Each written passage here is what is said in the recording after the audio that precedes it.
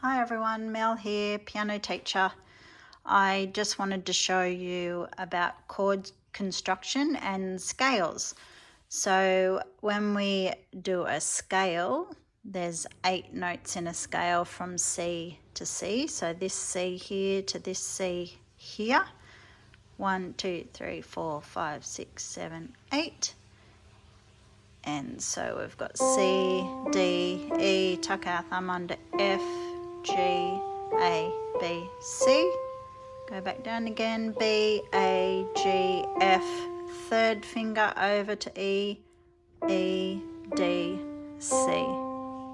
So that's just one octave C major scale.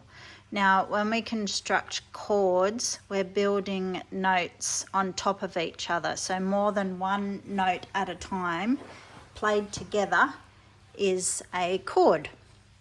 So in regards to a C major scale, the first degree, so the number 1 note in the scale, built up in thirds, so it's a major third, then a minor third. Now, I haven't talked about intervals yet, but just for the sake of this video, we're doing chord construction. So we've got C, E, G on the piano, and we play it with finger 1, 3, and 5. So I've got 1 on C, 3 on E, and 5 on G. And when played together, creates a C major chord. Now we'll skip up 4 to the F. So the 4th degree of the scale, the 4th chord created is again created with a major third and a minor third all on top of each other. And these notes in the F major chord is F, A, and C. You'll notice there's 2 white notes missing in between each of these. So chord F major, 1, 3, 5, the fingering, F, A, C, and you play them all together, and that's an F major chord. Now, if we go up 1 degree, which is to the 5th degree of the scale, we're doing a G major chord. Again, major third, minor third. 1, 3, 5, fingering, G, B, D, played together is a G major chord. And we're going up again to the 6th degree of the scale, A, C, and E. So we have a minor third and then a major third when we create a minor chord. Now the minor chord, it has a different quality to it than the major. It sounds like this. A, C, and E, 1, 3, and 5. Oh, sorry about that. It's all in my right hand. So if we play each chord, I'm doing chord 1, 4, 5, and 6 because these are the most common chords that we play with pop tunes. If you can learn chords 1, 4, 5, and 6 in any key, but for this tutorial we're doing C major. Then we've got C major, move up, F major, move up 1, G major, and then A minor, all with the same fingering, 1, 3, 5. I'll just write here, so F, A, C, 1, 3, 5.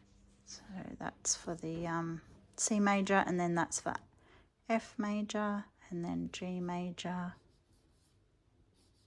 and then I've run out of keys for space, A, C, and E. I know that's a bit messy, but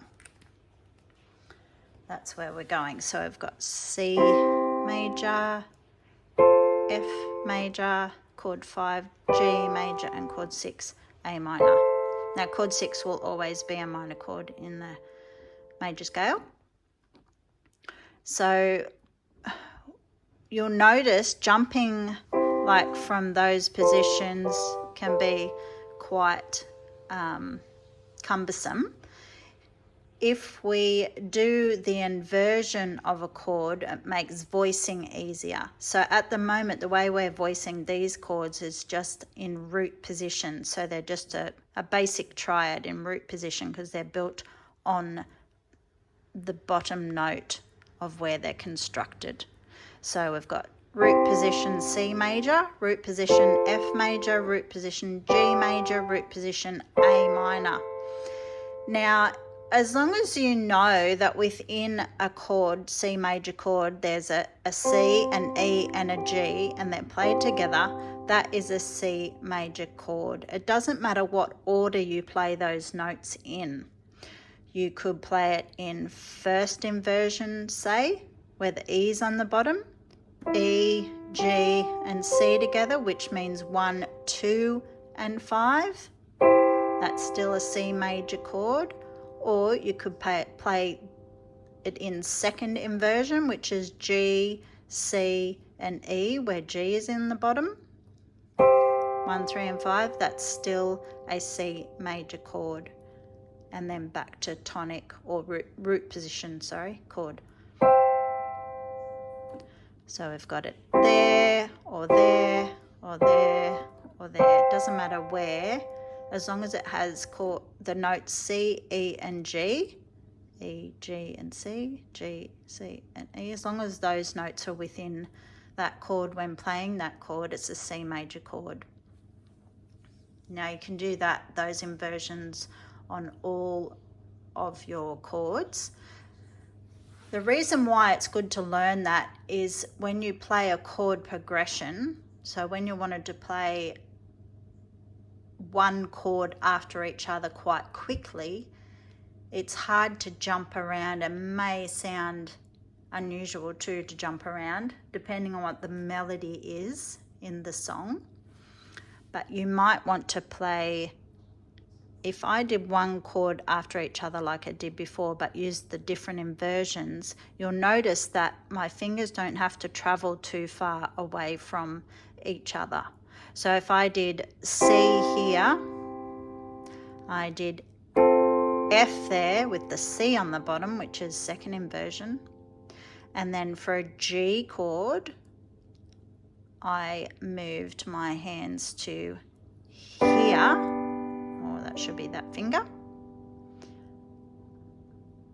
And it's in first inversion. And then if I did an A minor in second inversion, they're all quite close to each other. So it's got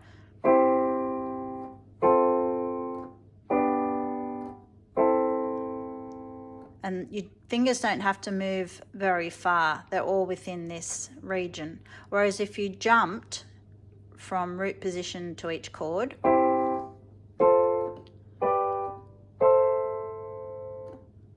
you can do that, but it's easier when you maneuver your fingers around close proximity to each other. I know that's a lot of information for one video, excuse me, but we can build on this. If you learn those chords just in root position, that's fine. So C has C, E, G, 1, 3 and 5. F has F, A and C, 1, 3 and 5. G has G, B and D, 1, 3 and 5. And A minor, A, C and E, 1, 3 and 5.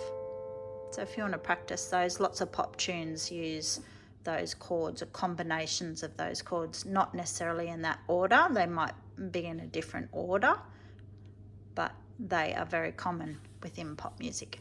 So I hope that makes sense. Leave some comments, practice up and have fun. Bye.